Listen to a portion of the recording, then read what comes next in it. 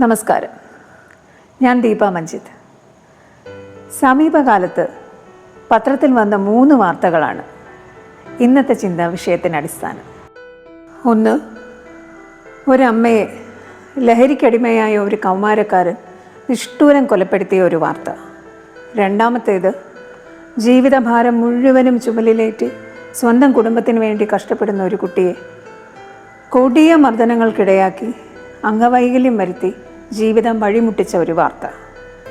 3, കല്യാണത്തിൻ്റെ ഏറ്റവും മനോഹരമായ ദിനങ്ങൾ, അതിൽ 6-ാം ദിവസം തന്നെ മർദ്ദനങ്ങൾക്കിരയായി ആ കുട്ടി ജീവിതമേ വേണ്ട എന്ന് വെച്ച് സ്വന്തം അച്ഛൻ്റെ വീട്ടിലേക്ക് മടങ്ങിപ്പോയ കഥ.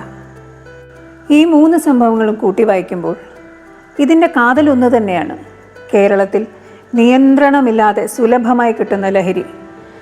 ആ പുതുതലമുറയിലെ യുവാക്കളും യുവതികളും നിർലോഭം കിട്ടുന്ന ഈ ലഹരി ഉപയോഗിച്ച് പുതുതലമുറയുടെ ചിന്താഗതി തന്നെ മാറ്റിമറിക്കുകയാണ്. യഥാർത്ഥത്തിൽ നമ്മുടെ മനുഷ്യ ശരീരം ആദിമകാലത്ത് കാടുകളിലുള്ള അതിജീവനത്തിനായി ഒരുക്കിയെടുക്കപ്പെട്ടിട്ടുള്ളതാണ്.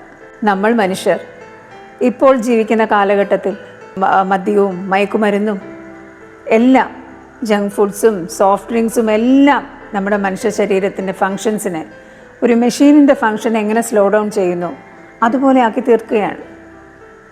നമ്മുടെ മനുഷ്യ ശരീരത്തിൻ്റെ പ്രവർത്തനത്തിന് ഇതെത്രത്തോളം മോശമായി ബാധിക്കുന്നുവെന്ന് പുതുതലമുറ ചിന്തിക്കുന്നതേയില്ല.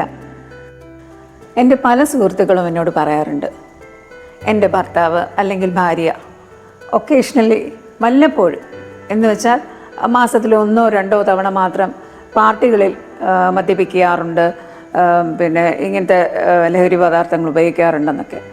പക്ഷെ അതുപോലും നമ്മുടെ ബോഡിക്ക് താങ്ങാവുന്നതല്ല. എന്ന് വെച്ചാൽ മനുഷ്യ ശരീരം അതിനുവേണ്ടി നിർമ്മിച്ചതല്ല.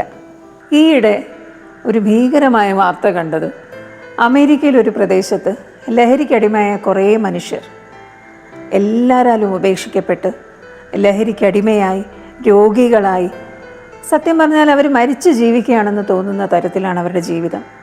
അതുകൊണ്ട് തന്നെ അതൊരു സോംബി സിറ്റി എന്ന് തന്നെ പറയാം.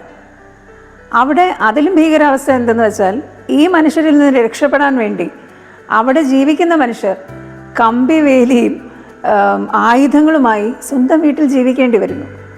യഥാർത്ഥത്തിൽ ആ ഭീകരാവസ്ഥയുടെ ഒരു ബഡ്ഡിങ് സ്റ്റേജിലാണ് നമ്മുടെ കേരളം ഇപ്പോൾ. ഇത്തരത്തിലാണ് കേരളത്തിൻ്റെ പോക്കെങ്കിൽ അക്കാലവും വിദൂരമൊന്നുമല്ല. രാവിലെ പത്രം വായിച്ച് പരിതപിക്കാനും വിഷമിക്കാനും മാത്രമേ നമ്മളെപ്പോലുള്ള വീട്ടമ്മമാർക്ക് സാധിക്കുന്നുള്ളൂ. ഇതിനൊരു കർശന നിയന്ത്രണം ഏർപ്പെടുത്തേണ്ടത് സർക്കാർ തന്നെയാണ്.